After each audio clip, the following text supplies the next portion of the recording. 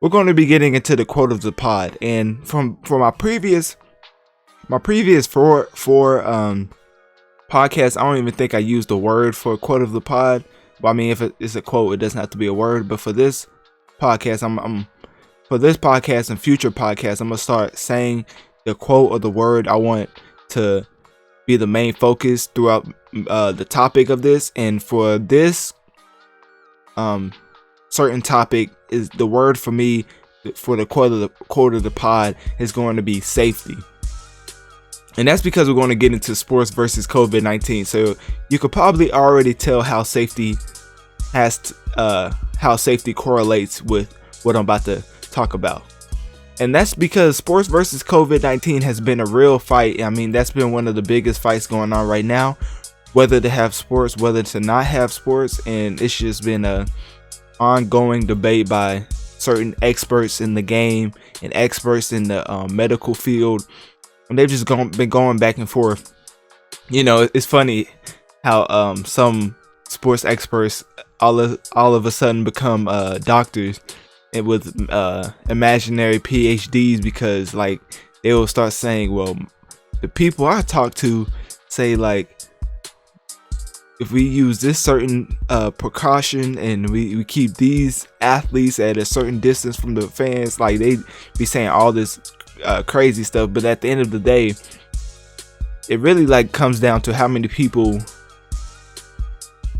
are they willing to sacrifice in order to have a sports season. And for many, I think that's kind of an uncomfortable conversation. I don't think many sports shows even talk about that at all, because somebody has to be sacrificed. I mean, I haven't seen one plan yet, even the NBA bubble, I haven't seen one plan yet where it says this will 100% cut out COVID-19. Like 100% nobody will get it. Like none of the plans I've seen says that. They all have this hopeful plan of trying to finish, and that's because that COVID-19 is like still a huge deal in our society. And that's why certain events that are going on right now, like I just finished watching the main event for UFC, and no fans being in the arena for the octagon. I guess they call it like Fight Island or whatever, but like no fans being there is just so weird to see. It's just like, it's basically like if you're an athlete, it's basically like practicing, but you're practicing against the person you gotta beat, and it's like it goes to your record, you know? Like it's a practice atmosphere, but you have to hype yourself up as if it was a game, or because it is a game. But I don't know if y'all got that reference, but anyways, one of the biggest reasons I'm bringing this up for this podcast, because it's been going on for so long, is that because college football has been taking the many steps to trying to complete the season, and that's because of them being on the forefront of this thing, because they have to start soon. And when I mean soon, I mean like they don't have too much time to waste on getting a plan together, because I think they're one of the first major sports up. For me, it always goes college football, NFL, NCAA basketball, the NBA. And for other people, I mean, you know, you probably watch other sports, but for me, that's all the championships that matter to me, and like that goes on throughout the year. So anyways, the Big Ten moves to a conference only schedule, and that's because that they're saying that we may not have sports in the fall. So it's making a lot of people change up their schedules. Like I think the Pac-12 did the same thing, and this will be huge because not a lot of non-conference opponents will be able to get that check that they get for playing big teams like that. And so that's a big blow to non-conference teams that may not be as notable with as much with not as much they don't have a lot of eyes on them like Big Ten conferences do. So this announcement was made, I don't know when this announcement was made, but it was made pretty soon, like I think last week, or I'm making this podcast on on July 12th. So it was sometime throughout this week, and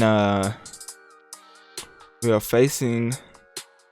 Okay, so the Big Ten put out a statement basically talking about how they're facing COVID-19, how they're trying to combat it with certain quote unquote game plans, not to make a pun, but they're basically making game plans to combat COVID-19 and try to get around it. But for the most part, they haven't got down to non-conference games yet, so that's why they switched it to conference only schedule, because they haven't figured out how to play non-conference games and make it in a way that it won't explode into something bigger, because that's what none of the sports that start up want to have. What I think, like, one of the sports is going to happen, but none of the sports want to be the first one to start their plan and it completely backfires.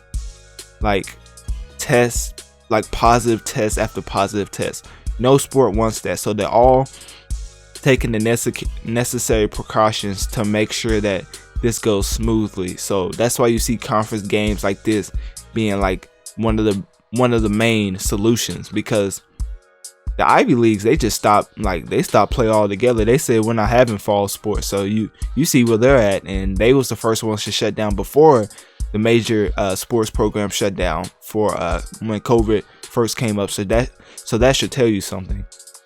But yeah, so that's the main thing with college football that I wanted to get into.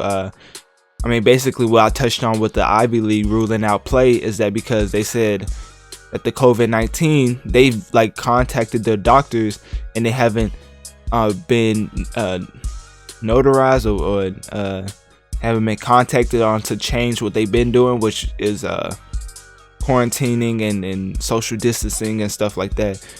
So they've been saying, they talked to their doctors and they're saying that we should even have a season, and so we're not. And it's just kind of like a he say she say when it comes to who's right and who's not. As far as what I think that football is the last sport that should be trying to combat the COVID-19. I could see a sport like the UFC or tennis or baseball trying to, because those are not non-contact sports, but UFC's one-on-one. Tennis is you have a whole you're basically social distance in the rules. It's basically in the rules unless you play doubles, I guess. And then baseball, you're spread out on the huge field. So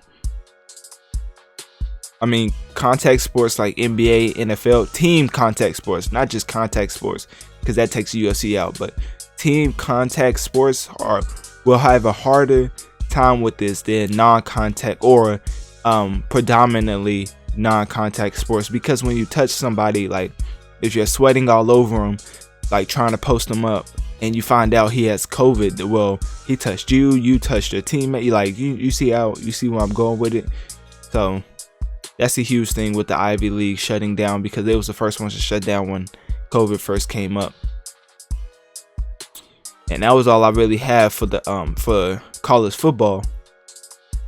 And just getting into the events as a whole, because I believe that these events are actually, let's give I don't know if it's premature, but let's give a cheers to Ivy League for making the hard decisions, because I believe that making that decision was not easy at all. Because if you've seen the number on how much ticket sales bring in the NCAA football season in arenas, artists always talk about selling out arenas all the time because it's a huge deal.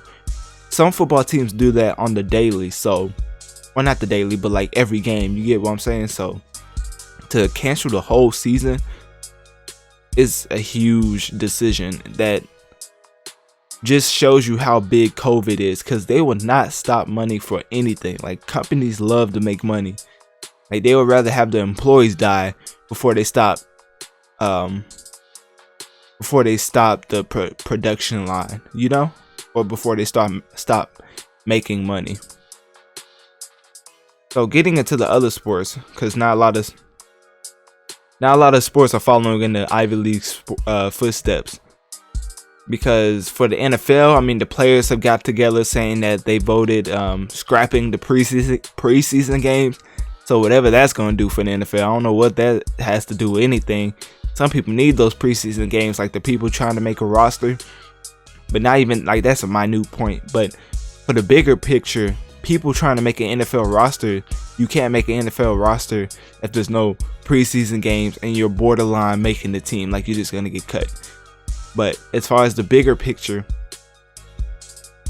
the NFL, I don't think will end up even going past week 3. And I mean, if it does, kudos to them. But with the NFL being so huge, even without the fans, you're going to have at least 100 to, well, I don't know how many people, but basically you have the football team, which is a lot of players, a lot of coaches for each specific position.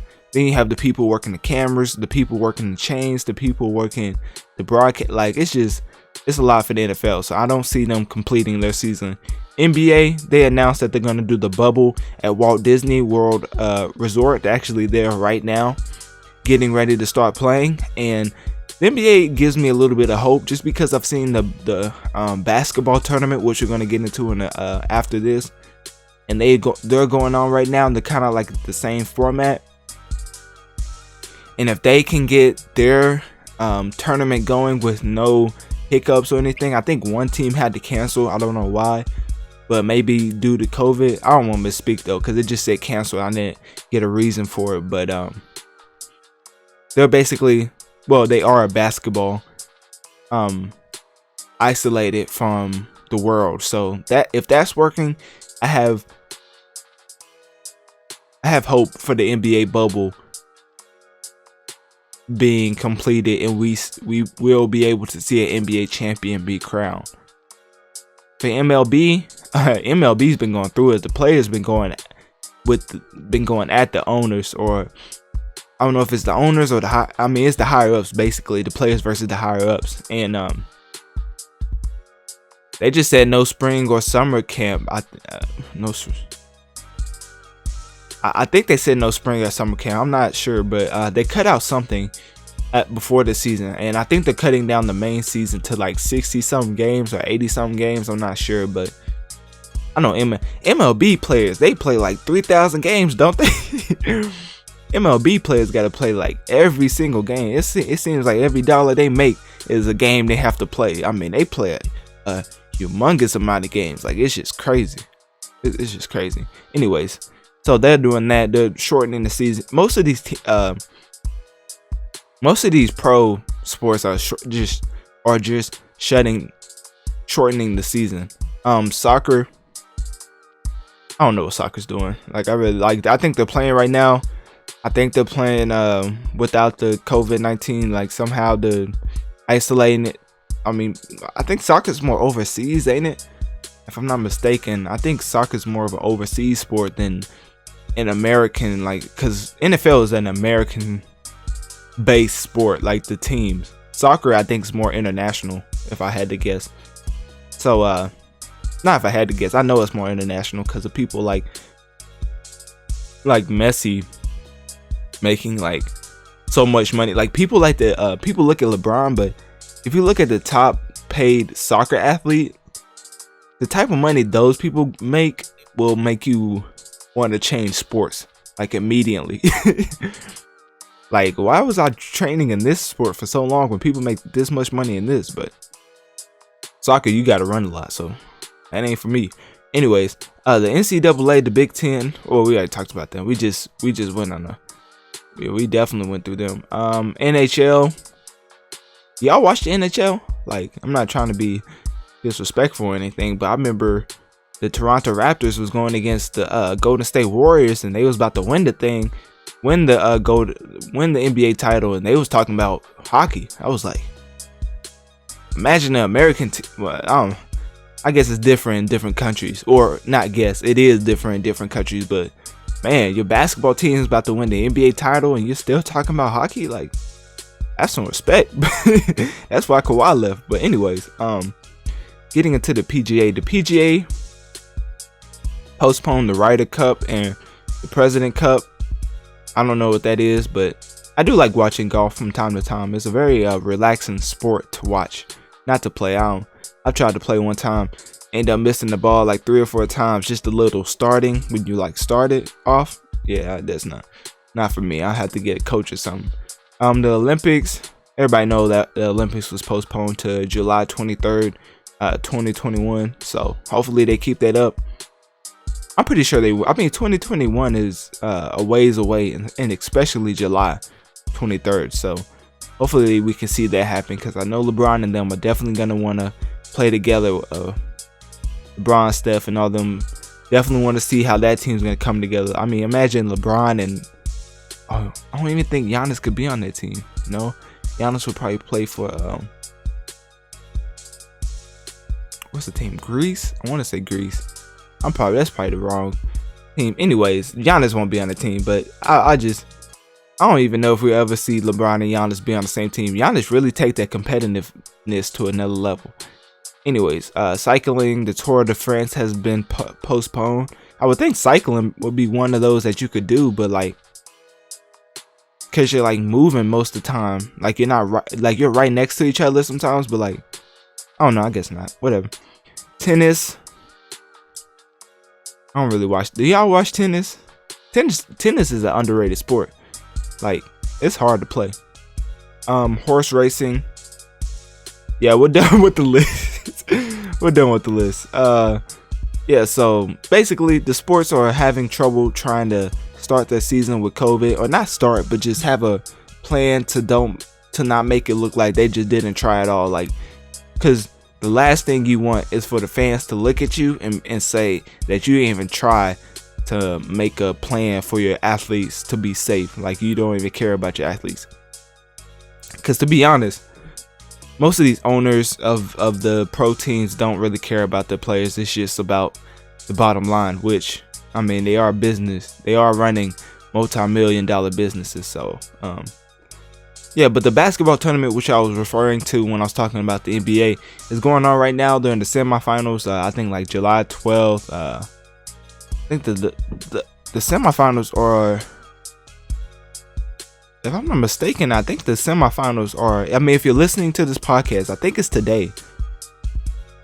I want to say it's today because I know that Joe Johnson and Overseas Elite played like yesterday, July. I keep saying yesterday, like y'all gonna watch this at the time like exactly the time I put it out. But yeah, they played like July 11th, and they play again at July 12th. So they're playing a back-to-back. That's kind of crazy. But now if you think about the NBA is about to start up, so they're probably trying to wrap this up, so they can get their shine and not get outshined by the NBA start. So if you want to watch that, they play at July 12th. If you listen to this, it's today at 4 and today at 6. And if you don't listen to this today, well, and listen to this on another day, well, you missed it. You missed it. Yeah, so the TBT makes me have hope that the NBA is definitely going to get into the groove with the season and not have too many hiccups, because I haven't seen too many hiccups for the basketball tournament. So that's all I have for the sports versus COVID-19. Let me know down in the comment section down below what you think about sports versus COVID-19, and do you think they should postpone the NCAA football season? And also send me a voice message on Anchor, or send me or just click my link tree in my bio to access my social medias, and just send me a direct message on one of those sites, one of those media outlets, and just let me know what you think about the whole battle between whether or not to have sports because of COVID-19. But yeah, so we talked about that. We're gonna switch it up a little bit.